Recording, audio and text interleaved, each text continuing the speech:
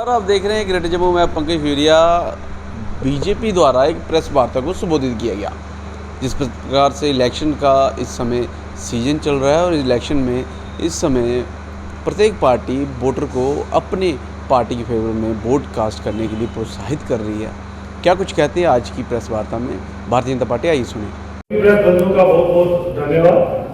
देखिए, आज की जो प्रेस कॉन्फ्रेंस है वो 2-3 विषयों पर है। सबसे पहले तो विषय जो है वो ये जो मजबूरी का गठबंधन बनाया है नेशनल कॉन्फ्रेंस और कांग्रेस ने लोगों को दिखाने के लिए मजबूरी है, उसके अंदर इनके नेता एक दूसरे पर क्या आरोप और क्या प्रति आरोप लगा रहे हैं, जहां से हम ये चाहते हैं कि आपके माध्यम से पूरी जम्मू कश्मीर की जनता तक पहुंच सके कि ये जो अलायंस है क्या ये मजबूरी का अलायंस है, ये जो अलायंस है क्या मौका प्रस्ती का अलायंस है, या फिर अपना काम बनता और भाड़ में जाए जनता। ये किसके ऊपर अलायंस बेस्ड है, इसके ऊपर हम जरूर बात करेंगे। क्योंकि अगर आपने साथियों देखा होगा वकार रसूल जी की जो भी स्टेटमेंट आई है जिसमें वो ओपनली चैलेंज कर रहे हैं उमर अब्दुल्ला और ओपनली कह रहे हैं कि आपने नेशनल कॉन्फ्रेंस ने यानी कि जिसके साथ हम मजबूरी का गठबंधन बना रहे हैं उन्होंने कोई तरक्की नहीं करवाई। अब 50 साल 70 साल तो केवल नेशनल कॉन्फ्रेंस की नजर आई, बाद में ये कांग्रेस की गठबंधन के साथ नजर आई। अगर ये खुद बोल रहे हैं कि तरक्की नहीं कराई, खैर प्रत्यक्ष को प्रमाण के वो आप भी जानते हैं उन्होंने कौन सी तरक्की कराई, केवल अपने खानदानों की अपने परिवारों की तरक्की की है। आज जब खुद वकार रसूल ये बात बोल रहे हैं, यहाँ से प्रूव हो जाता है कि तरक्की के साथ इनका कुछ लेना देना नहीं है। तरक्की का मतलब केवल और केवल अब्दुल्ला परिवार की तरक्की, तरक्की का मतलब केवल और केवल गांधी परिवार की तरक्की, ना आम जम्मू के नागरिक की तरक्की, ना आम कश्मीर के नागरिक की तरक्की। और सोचना पड़ेगा कि इन दोनों का जो मजबूरी का गठबंधन जिसे ये बताते हैं, ये मजबूरी लोगों को बताने के लिए है या एक दूसरे के साथ ये किस तरह की सहमति करते हैं। हमें अच्छी तरह से याद है 51-52 की पहली असेंबली, जम्मू की पॉपुलेशन 12 लाख, कश्मीर की 10 लाख और 1.5 दर्जन सीटें ज्यादा कश्मीर को दी गई और हमें बताया गया कि हमारा मजबूरी का गठबंधन है। हमें बताया गया 1987 में कब कौन सी मजबूरी थी आपकी, बूटा सिंह आपके होम मिनिस्टर थे, फारूक साहब के कहने पर फोन किसने किया, बूटा सिंह जी ने किया। और उसके बाद क्या हुआ, वही मजबूरी बताते हुए रातों रात आपने रिगिंग, रातों रात आपने आंकड़े बदले और एनसी वालों को कांग्रेस वालों को जिताया और ये मजबूरी लोग आपकी देखते रहे। उस मजबूरी के चलते यहाँ पर बंदूक दाखिल हो गई और 1.5 लाख से ज्यादा लोग जो है वो काबू में दफन है। उनकी मजबूरी किसी ने नहीं पूछी, लेकिन इनकी मजबूरी जग जाहिर हो गई। उसके बाद ये कौन सी मजबूरी थी जिसके अंदर इन लोगों ने जहाज पकड़ा और लंदन चले गए और 7-8 साल तक वहां रहते रहे। पीछे मजबूरी में वो सारी जनता जलती रही, कटती रही, उनका किसी ने हिसाब किताब नहीं पूछा। आज फिर से ये जब इस तरह की बातें करते हैं तो लोगों को ये जानना जरूरी है कि इनकी मजबूरियां सिर्फ एक दूसरे को दिखाने के लिए है। ये मजबूरियां नहीं है, ये मौकाप्रस्त है। और मौकाप्रस्त इसलिए कि इस समय इनको पता लग गया है कि जिस तरह से भारतीय जनता पार्टी का इतना बड़ा एक जनसमूह भारतीय जनता पार्टी के साथ जुड़ चुका है और कश्मीर में भी इसका पर्दाफाश हो चुका है। आज ये दूसरे को मजबूरियां बताकर, लेकिन एक दूसरे के लिए ये कितने ही वफादार है वो आपको इन चीजों से पता लग जाता है। और मैं पूछना चाहता हूं उमर अब्दुल्ला साहब से, आपकी ऐसी कौन सी मजबूरी थी, फारूक साहब आपकी ऐसी कौन सी मजबूरी थी कि आप ही के मरहूम शेख साहब जो दादाजी थे उमर साहब के और वालिद थे फारूक साहब के, जिन्हें 16-17 साल तक इसी कांग्रेस के जेल में डालकर रखा, लेकिन आज भी आपको अपने दादा की मजबूरी नजर नहीं आई है। आपने उसके बाद भी इनके साथ सरकार बनाई है। अब सोचने की बात है कि अगर आप अपने वालिद के साथ, अपने दादा के साथ वफादारी नहीं कर सके तो क्या आम कश्मीर के लोगों के साथ, आम जम्मू के लोगों के साथ आप वफादारी करेंगे? इसकी क्या गारंटी है आपके साथ? और सबसे बड़ी बात ये आती है कि मजबूरियां देखते देखते हम लोग मजबूर हो गए, लेकिन इनकी मजबूरियों का वो जो गठबंधन है वो नहीं टूटा।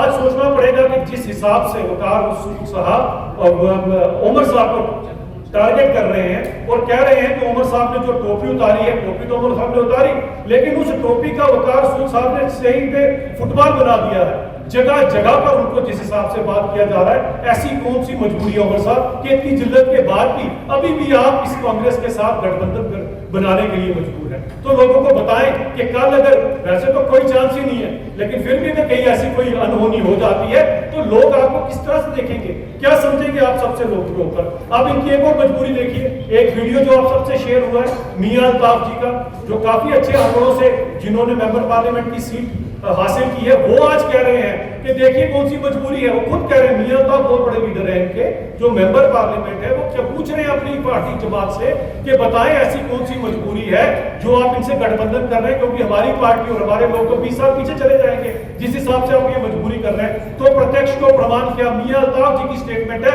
कि लोग पार्टी 20 साल पीछे चले जाएगी अगर ये गठबंधन कामयाब हो गया। तो ऐसी कौन सी मजबूरी है, इसका जवाब जरा देना पड़ेगा आप सबको। और ये सबसे बड़ी बात ये आती है कि उमर साहब आप खुद कहते हैं कि हमारे पास तो ताकत नहीं है कि हम एसपीओ भी ट्रांसफर कर सकें। अगर आपके पास ताकत नहीं है और ना होगी, क्योंकि आपको पता भारतीय जनता पार्टी की सरकार आएगी, तो ऐसी कौन सी मजबूरी है कि आप चुनाव लड़ रहे हैं। और अगर आप चुनाव लड़ रहे हैं जब आपके पास ताकत ही नहीं होगी, तो लोगों का आप किस तरह से भला करेंगे। तो लोग कम से कम देख लें कि इन लोगों ने सिर्फ अपनी मजबूरियों के रहते अपना घर परिवार के लिए सोचना है, आपकी किसी मजबूरी में ये काम नहीं आएंगे, क्योंकि ये खुद ही बहुत बड़े मजबूर है। तो इन सब चीजों का इनको जवाब देना पड़ेगा।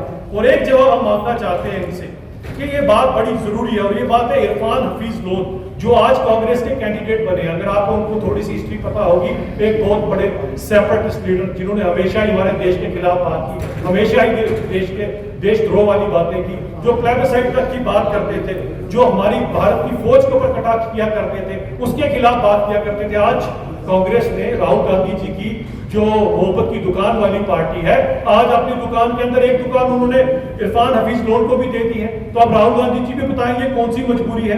तो इसके अंदर एक शेर अर्ज है कि कभी मजबूर कर देना, कभी मजबूर हो जाना, ये तेरी सियासत है। ये बताओ तो सही है क्या है तुम्हारी। और सबसे बड़ी बात जो आती है आज की बात सोचने वाली है कि जिस हिसाब से सुशील कुमार शिंदे जी ने, जहां पर उन्हें सम्मानित किया जा रहा था, उन्होंने भी अपनी मजबूरी बताई है। वो कहते हैं कि उस दौर के अंदर, 2008 का दौर था अगर मैं गलत नहीं हूं, उस दौर के अंदर जब मैं कश्मीर में जाया करता था तो मुझे कहा जाता था, वहां पर एक प्रोफेसर थे जो कहते थे कि लाल चौक में कुछ लोगों से बातें कर लो और जरा शिकारे की सैर कर लो, बहुत बड़ी खबर बनेगी। और कहता मैं ऐसा ही किया करता था, लेकिन अंदर और अंदर मेरी क्या हालत हुआ करती थी। जो शब्द उन्होंने इस्तेमाल किया वो तो खैर नहीं कर सकता, मेरी पार्टी बड़ी सभ्य पार्टी है, ऐसा मैं शब्द तो नहीं इस्तेमाल करूंगा, लेकिन वो बताते कि मैं कितना डरा सहमा रहता था। तो अब सुशील कुमार शिंदे जो गृह मंत्री थे, जिनके दौर में ये सब कुछ हुआ, उन्होंने अपनी मजबूरी बताई है कि सिर्फ दिखावा किया करते थे। आज जब हालात सुधर गए हैं, आज जब राहुल गांधी जी लाल चौक के अंदर बैठकर रात के समय में भी आइसक्रीम की चुस्कियां ले सकते हैं, और शिंदे साहब बता रहे हैं कि हम तो मजबूर हुआ करते थे और हमारा क्या हाल हुआ करता था।